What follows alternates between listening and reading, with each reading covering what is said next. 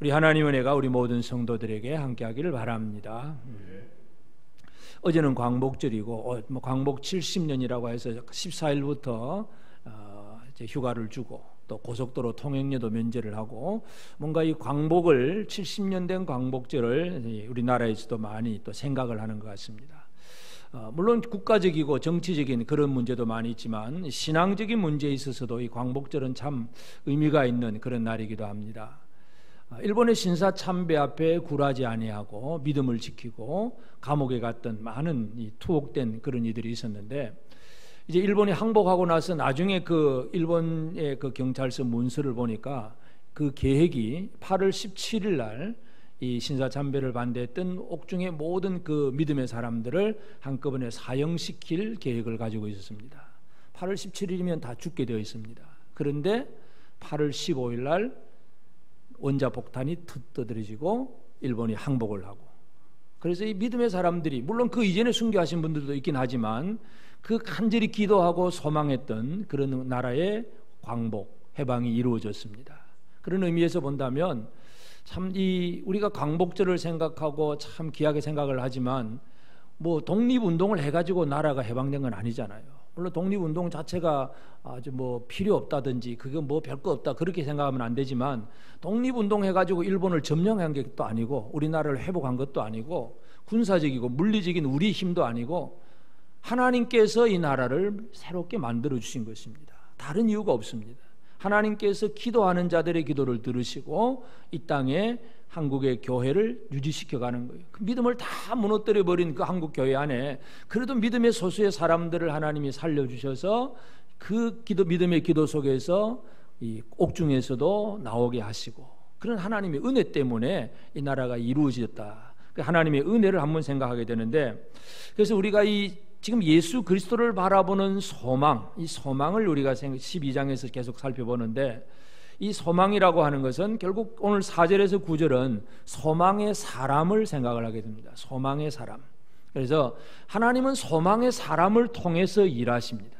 소망의 사람을 위해서 일하시고 소망의 사람을 통해서 하나님의 놀라운 일들을 이루시기 때문에, 물론 그 이전에 우리가 소망의 자리, 소망의 그 대상, 소망의 그 가치, 이런 것들을 우리가 말씀을 드렸지만 오늘 이 4절부터 9절 사이에는 소망의 사람에 대해서 함께 생각을 하고자 합니다. 먼저 묻습니다. 여러분, 소망의 사람입니까? 네.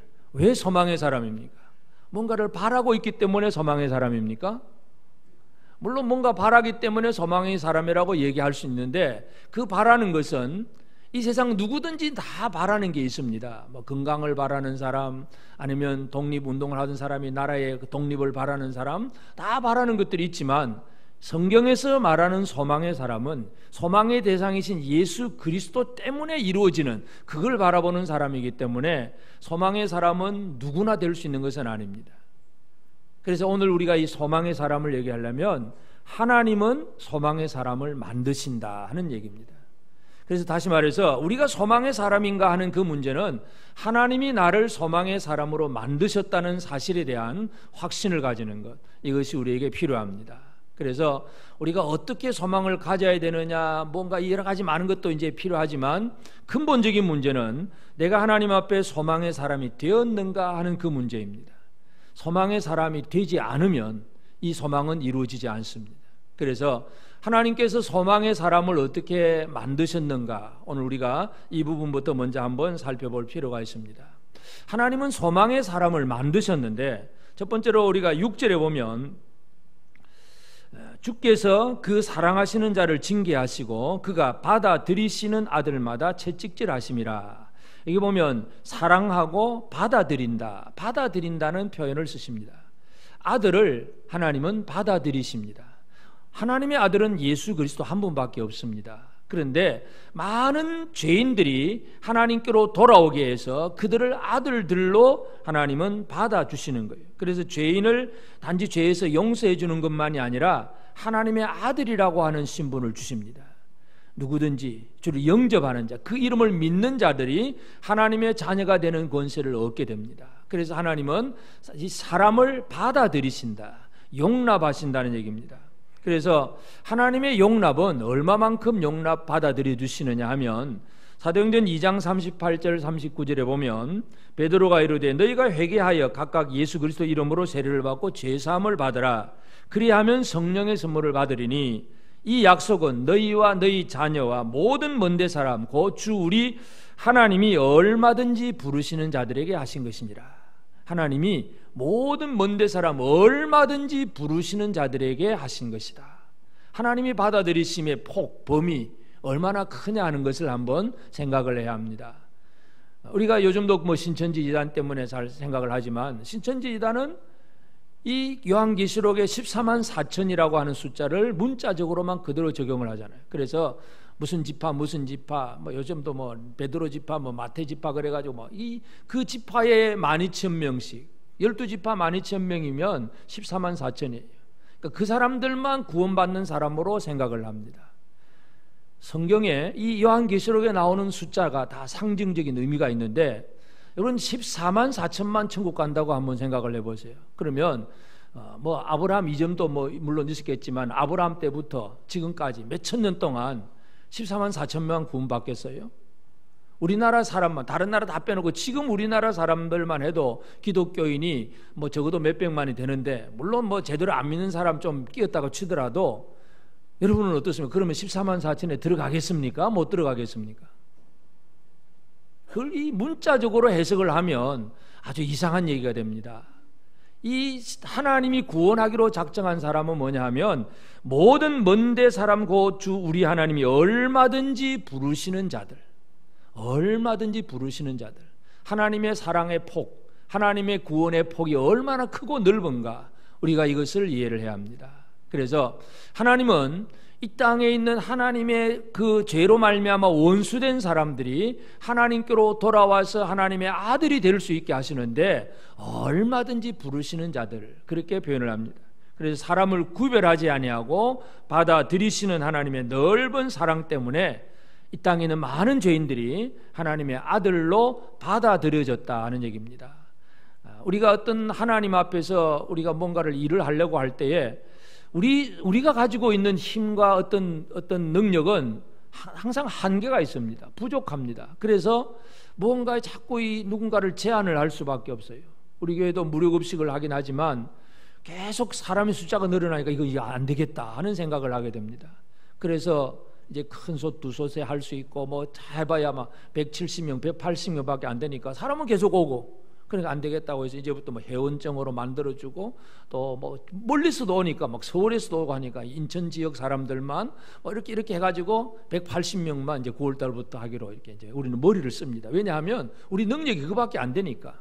하나님은 누구든지 받아들이시지만 사람은 그렇게 할 수가 없잖아요. 사람은 그냥 우리가 할 수 있는 만큼만 하게 되니까. 하나님은 모든 죄인 얼마든지 부르시는 자들에게 능히 하시는 하나님입니다. 그래서 하나님은 사람을 하나님의 아들로 삼아주시는데 그래서 7절에 보면 너희가 참으면 징계를 받기 위함이라 하나님이 아들과 같이 너희를 대우하시나니 아들과 같이 대우를 하신다. 원래 아들은 하나님의 아들 예수 그리스도죠. 그런데 우리를 아들로 삼아서 아들과 같이 대우를 해주시겠다. 하나님의 아들과 똑같이 뭔가 생각해 주시는 것이 바로 하나님의 아버지의 마음입니다.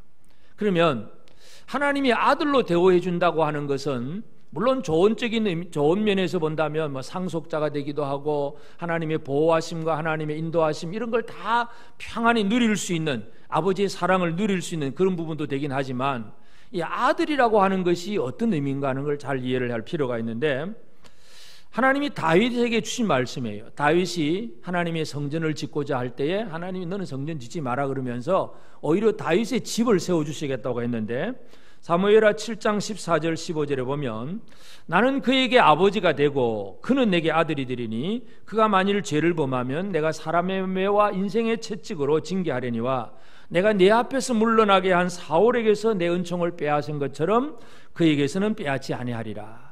하나님이 다윗에게 주신 말씀이에요. 다윗의 집을 세워주시는데 다윗의 집이라고 하는 것은 건물 하나 세워주는 개념이 아니라 다윗의 가문, 다윗의 그 가문 전체를 만들어 주시는 거예요. 그래서 물론 다윗은 하나님 앞에 신앙이 인정된 사람이지만 이제 그 아들 얘기예요. 이 다윗과 같은 신앙을 가지지 못한 그 아들이 이제 등장을 하게 되는데, 그때 하나님이 주신 것은 나는 그에게 아버지가 되고 그는 내 아들이 되리니, 하나님이 다윗의 아들들에게도 그렇게 얘기를 해줍니다. 그래서 혹시 만일 그가 죄를 범하면 내가 사람의 매와 인생 채찍으로 징계는 한다. 그러나 내가 네 앞에서 물러가게 한 사울에게서 은총을 빼앗은 것처럼 그에게서 빼앗지는 않는다. 징계와 심판을 우리는 잘 구분을 해서 이해할 필요가 있습니다. 징계라고 하는 것은 잘못하면 매를 때리는 겁니다. 때려서라도 바로 잡으려고 하는 것은 징계예요. 그러나 하나님의 심판이 들어가면 이건 완전히 버림받는 것입니다. 사울은 하나님 앞에 버림을 받은 존재가 되었습니다. 한때는 자기도 성령 충만하고 막 예언도 하고 뭔가 하긴 했는데, 하나님 앞에 버림을 받으면 사울은 아무것도 없이 다 망해버립니다. 그런데 다윗을 하나님은 아들로 삼으시고 그 아들을 또 아들로 삼으셨을 때에 아들로 대우한다는 얘기는 그가 잘못하면 징계를 하기는 하겠지만 은총을 빼앗지는 않겠다. 이게 아들입니다. 여러분, 하나님이 여러분을 아들로 대우하신다는 걸 믿으십니까? 그 아들로 대우한다는 얘기는 내가 잘못하면 하나님은 혹독하게 매를 때려서라도 바로 잡으시는 하나님이십니다. 매를 좀 맞아 보셨습니까? 아멘 안 하시네. 하도 말 잘 듣는 사람들이 되어서, 착한 아들들이 되어서, 물론 착한 아들을 하나님 일부러 때리지는 않지요. 그러나 뭔가 잘못하면 징계를 하십니다. 징계를 해서라도 바로 잡고자 하는 것이 아버지의 마음이에요. 그래서 이 아들로 받아들인 다음에 그 아들을 하나님의 아들과 같이 대우하신다. 그 아들 독생자를 바라보는 것 같이 특별하게 대우하시는 것이 바로 하나님의 마음이에요. 그런데 분명한 것은 우리 사람들은 잘못할 수 있는 가능성을 얼마든지 가지고 있습니다. 우리가 예수 믿으면서도 지금도 우리의 마음과 생각으로부터 행동으로 모든 것에서 이 하나님의 뜻을 온전히 이루는 일에 있어서 완벽하게 할 수 있는 사람은 없습니다. 그래서 문제는, 우리는 이 여러 가지 드러나는 문제 때문에 하나님의 징계를 피할 수가 없고, 그래서 하나님께서 이 아들들에게 하시는 것은 5절에 보면 또 아들들에게 권하는 것 같이 너희에게 권면하신 말씀도 잊었도다. 너희에게 권면하신 말씀, 하나님 아버지가 아들들에게 하시는 것은 늘 권면의 말씀을 주셔요. 늘 말씀을 준다. 그래서 택하시고 부르신 다음에 아들로 대우하면서 말씀을 계속 공급하시는 하나님이십니다. 그래서 하나님의 말씀이 있다는 얘기는 아버지의 사랑과 아버지의 관심이 늘 지속되고 있다는 얘기고, 하나님의 말씀이 없다는 얘기는 하나님의 사랑이 끊어졌다는 얘기입니다. 여러분에게는 늘 하나님의 말씀이 있습니까? 이 말씀은 교훈의 말씀도 되기도 하고, 어떤 때는 책망의 말씀이 되기도 하고, 바로잡고 의로 교육하는 그런 말씀으로서 우리에게 늘 말씀을 주십니다. 이 말씀을 잃어버린 사람, 하나님이 은총을 뺏어버린 사울은 어떻습니까? 나중에 이제 블레셋과 전쟁이 벌어졌는데 아무리 기도해도 하나님이 사울에게 응답을 하지 않습니다. 뭐 제사장 선지자가 있나 싶어서 살펴봐도 그런 사람들을 통해서 하나님의 계시의 말씀을 주는 것도 하나도 없습니다. 하다 안 되니까 결국은 사울은 자기가 쫓아내었던 무당집에 가가지고 무당한테 찾아가서 그냥 이 초언제를 올리라 그러면서 죽은 사무엘의 영혼을 좀 불러올려서 죽은 사무엘의 불로부터 뭔가 말을 좀 듣고 싶은 것, 이게 사울의 처지였습니다. 이게 뭐냐 하면 하나님의 말씀이 없는 사람 얘기입니다. 말씀이 없다는 얘기는 하나님께로부터 버림받은 자들의 얘기입니다. 오늘 우리가 이 소망의 사람으로 하나님이 우리를 만드신다고 할 때에 우리를 택하시고 아들로 삼아주셨을 뿐만 아니라 늘 권면의 말씀을 주셔서 이 말씀을 통해서 뭔가 방향을 알고 나갈 길을 갈게 하고 힘을 얻게 하고 뭔가 하나님과 동행하는 그런 삶을 살게 합니다. 그래서 하나님이 계속해서 권면의 말씀을 주신다는 얘기는 우리를 이 땅에서 하나님 앞에서 소망의 사람으로 살도록 만드시는 하나님의 일입니다. 여러분, 하나님의 말씀이 늘 들려지십니까? 주일날 설교를 듣는다고 해서 다 들려지는 건 아니에요. 그냥 여전히 졸리고 여전히 말씀과는 상관없는 엉뚱한 생각이나 하다 보고 그냥 아멘 하면 눈이 번쩍 떠지고 이 생각을 가지고 말씀 없는 사람이에요. 말씀이 들려져야 돼요. 말씀이. 하나님 내게 이렇게 말씀하시는구나. 하나님 나에게 이렇게 지금 말씀하시는구나. 깨달아지고 들려지는 이런 사람은 하나님 앞에 사랑받고 있다는 증거이고, 열심히 신앙생활을 하는 것 같은데 하나님 말씀이 하나도 없다. 뭐라고 하는지, 하나님 뭐라고 하는지 도대체 모르겠다. 그 생활이 지속되고 있다면 심각하게 한번 반성해 봐야 됩니다. 그래서 하나님은 사람을 받아들이시고 아들로 대우하면서 권면의 말씀을 계속 주십니다. 이게 바로 하나님께서 소망의 사람을 만드시는 방법이에요. 그래서 우리는 하나님께서 만드신 소망의 사람이 되었습니다. 믿으십니까? 그러면 이제 이 소망의 사람이 되었다고 우리가 그저 믿기는 하지만 실제로 소망의 사람으로서 얼마나 어떻게 살고 있는가를 잘 생각을 해야 됩니다. 첫 번째 그 4절에 보면 너희가 죄와 싸우되 아직 피 흘리기까지는 대항하지 아니하고, 참 이 말씀 읽으면서 저도 참 마음에 찔림이 많았는데, 죄와 싸우기는 싸웁니다. 그런데 어느 정도 싸웁니까? 피 흘리기까지는 아직도 대항하지 않는다. 싸우기는 싸우는데 적당히 싸운다는 얘기죠. 상처받지 않을 만큼 싸우는 거예요.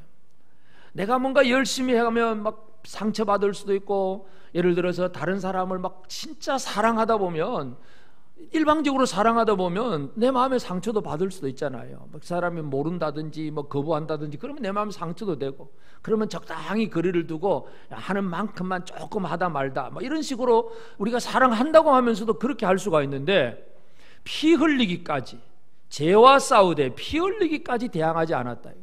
이게 바로 소망의 사람이면서도 이 소망의 삶을 살지 못하는 그 모습을 이렇게 표현하고 있습니다.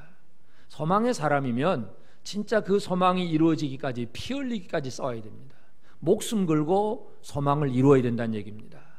여러분 그렇게 목숨 걸고 싸우십니까? 우리가 이 믿음 생활을 하면서 소망을 가졌다고 하면서도 진짜 우리의 삶을 돌아보면, 이제 여호수아가 이스라엘 백성들을 이끌고 가나안 땅을 정복을 할 때, 가나안 땅 정복은 하나님께서 여호수아를 통해서 이루셨기 때문에 큰 전쟁, 그래서 요단강을 바로 통과해가지고 중앙 지역에서 한번 전쟁을 하고, 남쪽으로 내려가서 그 연합군들과 한번 전쟁을 하고, 북쪽의 메론물가에서 또 한번 전쟁을 하고, 큰 전쟁 3번 하고 나니까 가나안 정복은 끝이 난 거예요. 모든 족속들은 항복을 하거나 도망가거나 죽거나 그런 상태가 되어서 이제 그 땅에서 이스라엘에게 대해서 뭐라고 말할 수 있는 사람은 아무도 없습니다. 근데 문제는 전쟁은 끝이 났는데 이제 이스라엘 사람들은 12지파가 그 땅을 다 이제 나누어서 이제 자기 지파별로 그 주어진 그 땅을 차지를 해야 됩니다. 이거 내 땅이다 하고 관리를 하고 뭔가 이제 누려야 되는데, 그런데 누리는 데 있어서 문제가 있습니다. 그 누리는 데 어떤 문제가 있냐 하면, 여호수아 15장 63절에 보면 예루살렘 주민 여부수 족속을 유다 자손이 쫓아내지 못하였으므로 여부수 족속이 오늘까지 유다 자손과 함께 예루살렘에 거주하니라. 예루살렘이라고 하는 것은 유다 지파가 받은 그 땅의 핵심이 바로 예루살렘이에요. 이 예루살렘은 이 높은 산 위의 성이에요. 그러니까 동쪽과 남쪽과 서쪽은 깊은 골짜기고 북쪽만 이제 연결되어 있기 때문에 이 성을 제대로만 쌓아두면 진짜 대적들이 치기가 어려운 성이 바로 예루살렘입니다. 그러니까 여부수 족속이 거기 살고 있는데, 유다 족속이 우리 땅이다 하고 이제 차지하려고 보니까 여부수 족속이 그 예루살렘을 결코 내어주지 않습니다. 근데 여기 성경에 뭐라고 기록합니까? 유다 자손이 쫓아내지 못하였으므로. 쫓아내지 못했다는 얘기가 뭐예요? 유다 자손들이 힘이 부족하다는 얘기죠. 무능하다는 얘기예요. 우리가 왜 하나님의 이 주신 소망을 제대로 이룰 수가 없느냐? 우리가 무능하기 때문에 그렇습니다.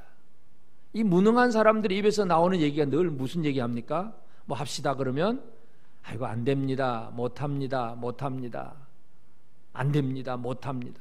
무능한 자 입에서 나오는 얘기는 늘 그 얘기예요. 못합니다, 안 됩니다. 여러분 그 얘기 좀 하십니까? 안 하고 사십니까? 하십니까? 안 하십니까?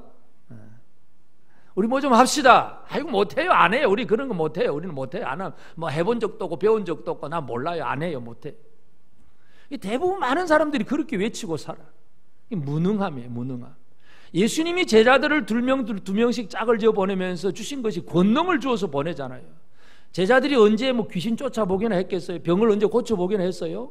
근데 가서 하라니까 하는 거잖아요. 우리의 근본은 무능함이에요. 그러나 주신 권능이 있는데도 이걸 써먹을 줄 모르는 무능함, 이것이 항상 문제가 됩니다. 그래서 분명히 우리는 소망의 사람이 되었지만 우리의 삶은 이 무능함의 문제에 그냥 매여 있어서 늘 우리 입에서는 안 됩니다, 못합니다, 우리는 그런 거 해본 적도 없습니다, 안 될 겁니다, 막 계산하면서 이거 뭐 이렇게만 살고 있어요. 여러분 혹시 무능함에 빠져 있지는 않으십니까? 아멘 안 하시길 바랍니다. 그리고 또 여호수아 16장 10절에 보면 그들이 게셀에 거주하는 가나안 족속을 쫓아내지 아니하였으므로 가나안 족속이 오늘까지 에브라임 가운데 거주하며 노역하는 종이 되니라. 이 에브라임 지파들은 또 이제 그 땅을 차지를 했는데 그 땅에 이제 에브라임 지파 안에 게셀이라고 하는 그 가나안 족속이 있는데 그 가나안 족속을 쫓아내지 아니하였으므로, 못하였으므로는 무능함이지만 아니하였으므로는 뭐예요? 할 수 있는데 안 한다는 얘기잖아요. 힘이 없는 게 아니에요.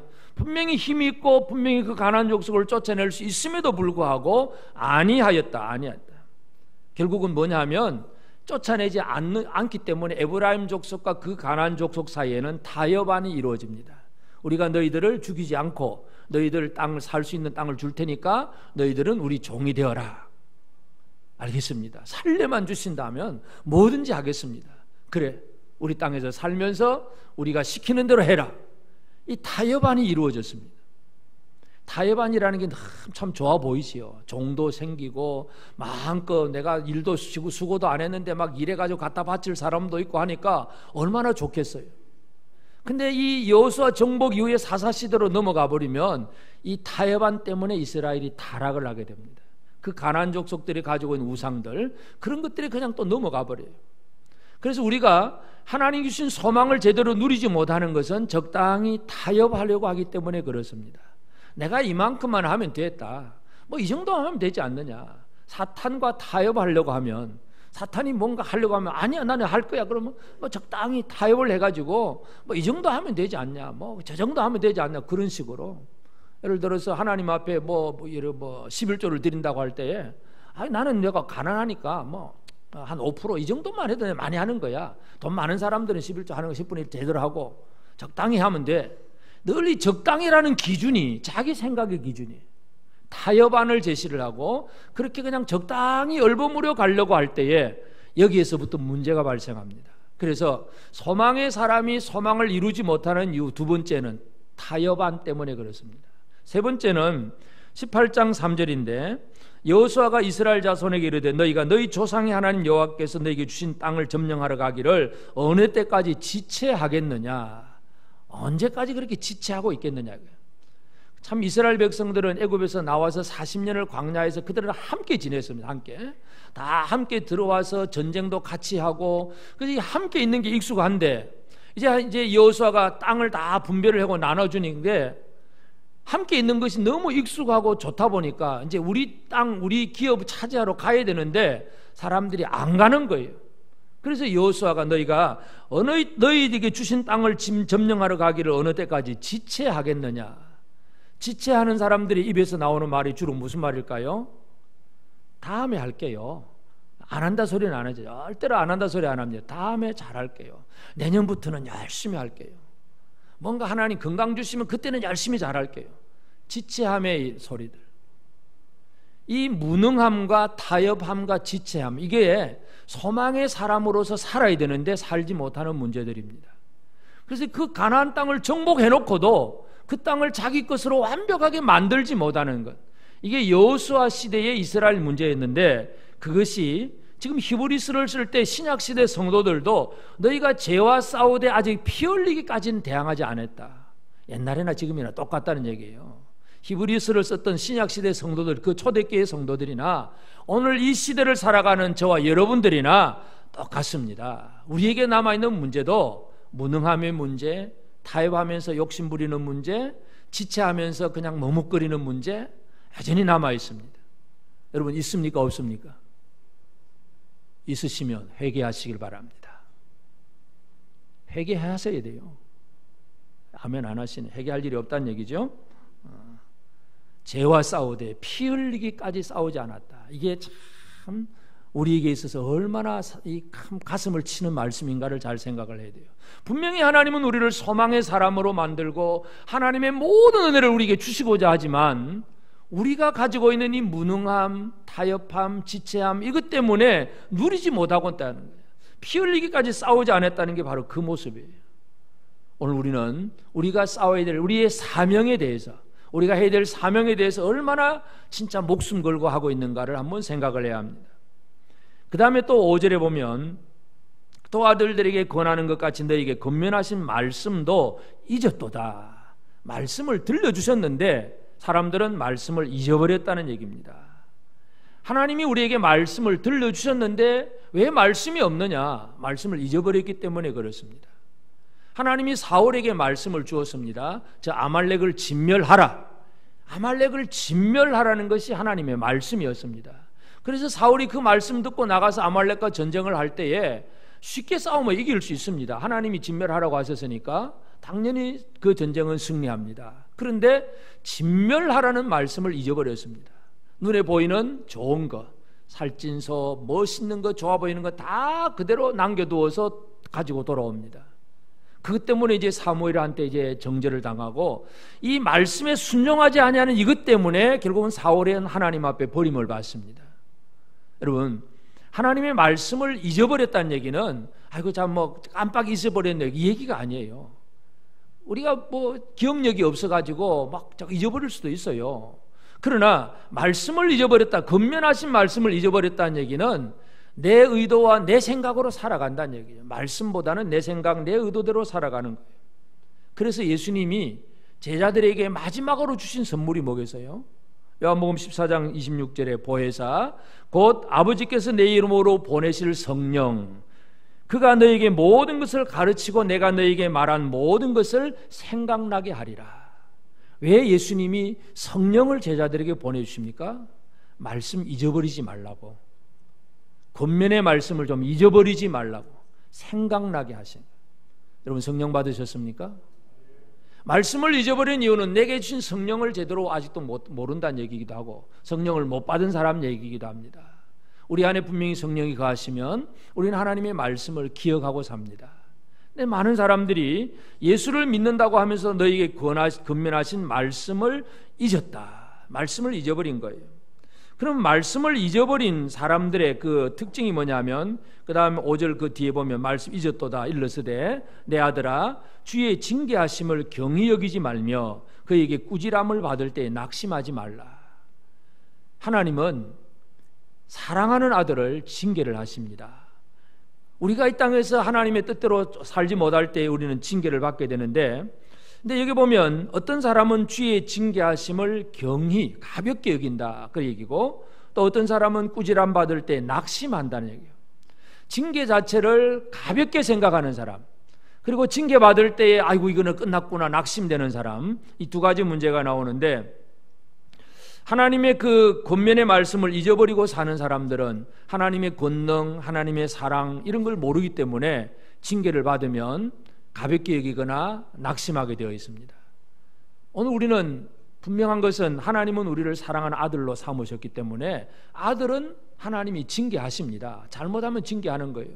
근데 그 징계가 뭘 의미하는가를 이해하는 게 가장 중요한데 어떤 사람은 징계를 받으면서도 이거는 뭐 재수 없어서 우연히 어쩌다 보니까 그런 거다 뭐 이렇게 생각하고 그냥 넘어가 버리는 사람이 있어요. 이거는 징계를 가볍게 여기는 사람이고 또 어떤 사람은 징계를 너무 무겁게 생각하고 아이고 이제는 큰일 났다, 이제는 끝났다, 이제는 못 살겠구나, 아이고 이제는 막 그냥 낙심이 되고 낭망이 되어버리는 사람, 이건 또 징계를 아직도 징계하신 하나님을 모르기 때문에 그렇습니다. 다윗이 하나님 앞에 믿음으로 살지만 다윗도 죄를 범하잖아요. 우리아의 아내를 범하고 우리아를 죽게 만듭니다. 사무엘하 11장이 그 죄를 기록하고 그 11장 이후부터는 하나님의 징계가 시작이 돼요. 아들들이 서로 죽이고 하는 그런 과정 속에서. 그래서 이제 징계의 마지막 결론이 뭐냐 하면 아들 압살롬이 다윗을 반역을 합니다. 이 다윗이 왕인데도 아들이 자기 어떤 세력들을 모아가지고 아버지께 반역을 일으키고 그때에 이 다윗은 이 반역이라고 하는 그런 어떤 소식을 듣자마자 도망을 갑니다. 사무엘하 15장 30절에 보면 다윗이 감람산길로 올라갈 때 그의 머리를 그가 가리고 맨발로 울며 가고 그와 함께 가는 모든 백성들도 각각 자기의 머리를 가리고 울며 올라가니라. 얼마나 부끄럽고 수치스러운 머리를 가리고 막 맨발로 울면서 도망을 갑니다. 아들이 자기를 반역했다는 그 사건, 그 사실 속에서 이 다윗은 지금 도망간다는 얘기는 결국은 자기 힘으로 아들의 세력과 부딪혀서 뭐 요즘 말로 하면 총칼 한 번도 안 쏴보고 그냥 그대로 내버려두고 도망가는 것은 그것이 하나님의 징계로 받아들이기 때문에 그렇습니다. 하나님이 나를 징계하시는구나. 인생 채찍으로, 사람의 매로 인생 채찍으로 나를 징계하시는구나. 그러면 징계는 뭐예요? 기꺼이 받아야지요. 기꺼이 받으면서 울면서 가는 것이 바로 다윗의 모습이에요. 그렇지만 그렇게 가긴 하지만 또 다윗은 그것이 모든 것이 끝이라고 생각을 하지는 않습니다. 자기에게 찾아온 이 아렉 사람 후세한테는 나를 따라오지 말고 오히려 저 압살롬 편에 들어가서 그곳에 가서 또 어떤 모사를 계획을 꾸며가지고 나를 위해서 일하고 뭔가 또 소식도 전해주고 그렇게 해달라고 이렇게 후세를 또 보내기도 합니다. 그 얘기는 뭐냐면 이것이 하나님의 징계이긴 하지만 이게 내가 망하는 것은 아니라는 걸 깨닫고 있습니다. 가볍게 여기지는 않지만 낙심도 하지 않는 것. 이게 다윗의 참 중요한 모습이에요. 하나님 앞에 징계를 받을 줄도 알고 그래서 이게 하나님이 나의 잘못을 지적하시는구나. 눈물로 뉘우쳐 회개할 줄도 알고 그리고 징계받는다고 해서 이건 내가 망한 것이라고 생각하지 않냐고 그 다음에 하나님이 회복하실 것을 바라보고 기대하는 것. 이게 바로 이 징계를 제대로 받는 사람 얘기입니다. 그래서 이 다윗처럼 행하지 못하면 우리 근면의 말씀을 제대로 못 받으면 하나님의 징계를 받을 때에 뭐 어쩌다 보니까 뭐 그렇게 너무 되었다. 뭐 재수 없어서 그렇다. 이 시대가 그러니까 할 수 없지. 뭐 이렇게 하면 적당히 넘어가 버리는 사람은 징계의 의미를 살리지 못하는 사람이고 우리는 하나님의 징계를 분명히 무겁게 생각을 해야 됩니다. 그리고 그 징계 안에서 하나님의 사랑을 발견할 수 있어야 돼요. 하나님이 나를 이렇게 만들어 가시는구나. 하나님이 나를 이렇게 변화시켜 가는구나. 그러니까 어려움 속에서도 오히려 감사가 나오고 기쁨이 나와야 됩니다. 이게 바로 소망입니다. 소망은 멀리 있는 것만 바라보면서 그냥 바라보는 그 자체만이 소망이 아니라 그 멀리 있는 것을 바라보면서 현재의 어떤 징계와 환난이 있을 때에 그때의 하나님의 은혜를 깨닫고 하나님의 사랑을 깨닫고 사는 사람입니다. 그래서 하나님은 우리를 소망의 사람으로 만드셨습니다. 그래서 우리가 이 땅에서 소망의 사람으로서 바른 삶을 살아가는 것이 중요합니다. 그래서 우리 자신이 소망의 사람으로 살기 위해서는 내가 하나님의 아들이라고 하는 사실, 하나님의 아들이 되었다고 하는 사실에 대한 확신, 이것을 분명히 가져야 됩니다. 여러분 하나님의 아들이십니까? 하나님의 아들임을 확신하십니까? 네. 아버지하고 관계가 좋으십니까? 하나님의 아들을, 내가 하나님의 아들이라고 하는 확신을 가진다는 것은 예수님이 하나님의 아들로서 요한복음 17장에 보면 아버지께 기도를 하는데 17장 11절에 보면 나는 세상에 더 있지 아니하오나 그들은 세상에 있사옵고 나는 아버지께로 가옵나니 거룩하신 아버지여 내게 주신 아버지 이름으로 그들을 보존하사 우리와 같이 그들도 하나가 되게 하옵소서. 이 예수님 그렇게 기도를 해요. 여기 기도의 내용을 보면 첫째는 나는 아버지께로 가옵나니 내가 이 땅에 와서 지금 이렇게 일을 했지만 이제 아버지께로 갑니다. 아들은 최종 목적지가 어디인가를 압니다. 여러분 어디로 가실 분들입니까? 어디로 가실 분이에요? 아버지께로 갈 분들입니까? 맞으십니까? 어디로 가야 되는지 모르겠다 생각하면 아들이 아닙니다.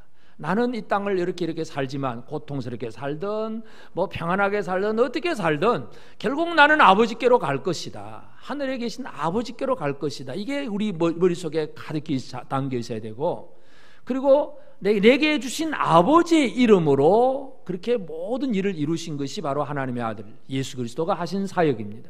그래서 예수님이 이 땅에서 행하신 모든 일들이 내게 주신 아버지 이름 그 예수라고 하는 이름 자체도 아버지가 주신 그 이름이기 때문에 그 이름에 맞는 인간을 구원하는 그 사역에 온 힘을 쏟아부었어요. 여러분 아버지 이름에 욕 돌아가지 않도록 아들은 아버지 이름에 영광 돌아가도록 애를 써야 합니다. 여러분 때문에 하나님이 욕 먹습니까? 하나님이 영광을 받으십니까? 대답 잘 안 하시죠. 참 이 땅에는 이 하나님 앞에서 제대로 알지 못하기 때문에 이 예수 믿는 사람이라는 것 때문에 오히려 더 욕을 먹는다면 이게 바로 하나님께 영광을 돌리지 못하는 그런 모습입니다. 아들은 내게 주신 아버지 이름을 얼마나 소중하게 생각했는가. 그리고 그들과 같이 우리가 하나가 되게 하옵소서. 아버지와 나는 하나라는 것, 이걸 늘 의식하는 분이 예수 그리스도입니다. 그래서 우리가 이 아들이라고 하는 것은 비록 아버지하고 나하고 지금 떨어져 있지만 나는 아버지와 하나다, 하나. 이 하나임을 늘 확신하는 겁니다. 여러분, 하나님의 아들임을 확신하십니까? 이 하나님의 아들이라는 것은 나는 아버지께로 갈 사람이다, 나는 아버지 이름으로 일하는 사람이다, 나는 아버지와 하나가 되었다, 이것에 대한 확신을 가지는 것이 바로 하나님의 아들로서 확신하는 겁니다. 유대인들은 하나님을 섬기면서도 선민사상이에요. 이 땅의 많은 사람들 중에서 우리만 구원받고 우리만 택함받았다, 아주 특별한 선민사상을 가졌기 때문에 유대인들은 다른 이방인들을 사람으로 취급하지 않습니다. 개처럼 취급하고 그냥 부정한 것으로 취급을 해버려요. 우리만 이것만 생각을 했는데 예수님이 보여주신 것은 그게 아니라, 그런 선민사상이 아니라 우리가 하나님의 아들이라고 하는 것, 이것을 강조합니다. 그래서 우리가 하나님의 아들이기 때문에 아버지와의 관계가 더 소중하다는 것, 그래서 아버지 이름으로 뭔가 열심히 일하는 이 아버지의 아들 되었다는 확신, 이것이 소망의 사람이 살아가야 될 삶이고, 그리고 이제 이 아버지께 대해서는 우리가 뭘 해야 되느냐. 9절에 보면 또 우리 육신의 아버지가 우리를 징계하여도 공경하였거든 하물며 모든 영의 아버지께 더욱 복종하여 하며 살려하지 않겠느냐. 육신의 아버지가 우리를 징계해도 물론 매 맞으면 아버지한테 매 맞고 기분 좋을 사람은 아무도 없지요. 막 기분 나쁘고 아프고 막 분노가 나기도 하고, 아버지가 내 마음도 모른다 그러고 막 신경질도 나고 막 뭔가 문제가 있을 수 있습니다. 그러나 그렇다고 해서 매 맞았다고 해서 그 아들이 아버지를 공경하지 않는다면 그건 참 아들이 아닙니다.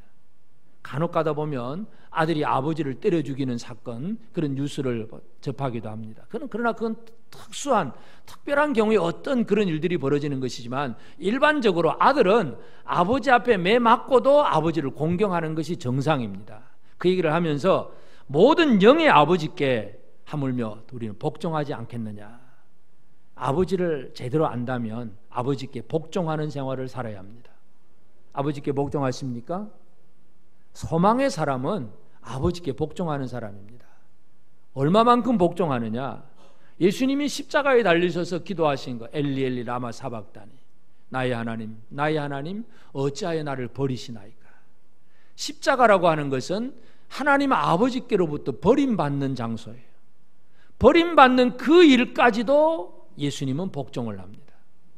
우리가 복종한다는 것은 내가 이렇게 하면 좋아질 거다 하는 그 어떤 복된 모습만 보고 복종하기 쉬운데, 그 결과가 내가 살든 죽든 그게 아무 상관이 없이 하나님의 뜻이 이루어지는 일이라면 철저하게 복종할 수 있는 사람들이 되어져야 합니다.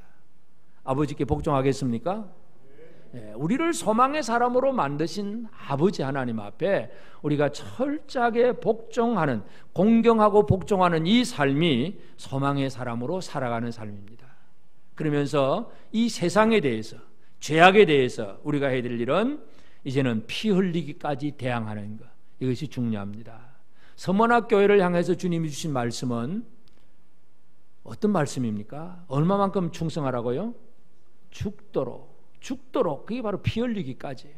목숨 걸고, 진짜 목숨 걸고 죄와 더불어 싸우는 이런 삶을 우리가 살아가야 합니다. 여러분, 이 죄라고 하는 것이 눈에 보이는 어떤 큰 형태로만 나타난다고 생각하면 안 됩니다. 우리 속에 들어오는, 우리 내 마음속을 사로잡으려고 하는 이 죄에 대해서 우리는 싸워야 합니다. 근데 그 일은 그냥 대충 싸워서 될 일도 아니고, 그냥 다음에 할게요 하고 지체하면 안 되고, 무능해도 안 되고, 타협해도 안 되고, 바로바로 즉각적으로 죄와 더불어 싸워야 합니다. 우리 안에 미움의 마음이 들어온다, 탐심의 마음이 들어온다, 우리 안에 여러 가지 많은 잘못된 것들이 막 스며들 수 있습니다. 그러면 그냥 다음에 잘하면 되지, 적당히 넘어가 버리고, 지금은 그냥 그렇게 살아와 버리고, 이 지체하거나 타협하거나 늘 그 문제 때문에 우리가 믿음 생활을 제대로 못하는 거예요. 죄가 없을 수는 없습니다. 죄가 늘 우리에게 도전을 하고 다가옵니다. 그런 유혹을 하거나 공격을 해올 때에 목숨 걸고 싸워야 된다는 얘기죠. 사도 바울의 그 표현을 보면 디모데후서 4장 6절 7절에 보면 전제와 같이 내가 벌써 부어지고 나의 떠날 시각이 가까웠도다. 나는 선한 싸움을 싸우고 나의 달려갈 길을 마치고 믿음을 지켰으니. 전제라는 것은 재물 위에다가 이 술이나 물 붓는 거예요. 자기 목숨을 이제 쏟아 부을 때가 되었다는 얘기입니다. 바울이 지금까지 자기가 열심히 했던 일이 뭐냐? 피 흘리기까지 싸웠다. 그 표현입니다. 나는 이제는 전제를 내가 다 목숨 버릴 때가 되었다. 선한 싸움을 다 싸우고 달려갈 길 다 달렸다. 이게 바로 바울의 표현인데 오늘 우리가 이러한 삶을 살게 되기를 바랍니다. 적당히 하는 척 이런 것 가지고는 하나님 그렇게 봐주지 않습니다. 하나님 만만하게 보시면 안 됩니다. 하나님은 우리를 징계해서라도 바로잡으시는 하나님이십니다. 그리고 소망의 사람은 징계를 받을 때에 낙심하지 않습니다. 하나님의 사랑을 오히려 발견하고 하나님 나를 바로잡아 가시는구나. 하나님이 나를 이렇게 내가 잘못하니까 이렇게 바로잡아 가시는구나. 깨닫고 소망을 가지는 것, 이것이 우리에게 중요합니다. 그래서 내가 하나님의 아들, 소망의 사람이 되었다는 사실에 대한 확신을 가지시길 바랍니다. 하나님께 대해서 철저하게 복종하시기를 바랍니다. 우리를 공격하는 그 모든 죄에 대해서 피 흘리기까지 싸우시기를 바랍니다. 목숨 걸고 싸워야 합니다. 죄를 대충 생각해서는 안 됩니다. 철저하게 목숨 걸고 싸워야 소망의 사람으로 사는 것이고 그 소망이 우리에게 이루어지는 것을 누릴 수 있는 그런 복된 삶을 살게 됩니다. 우리 모두가 하나님이 만드신 소망의 사람으로서 제대로 살아가는 저와 여러분 모두가 되어지기를 바랍니다.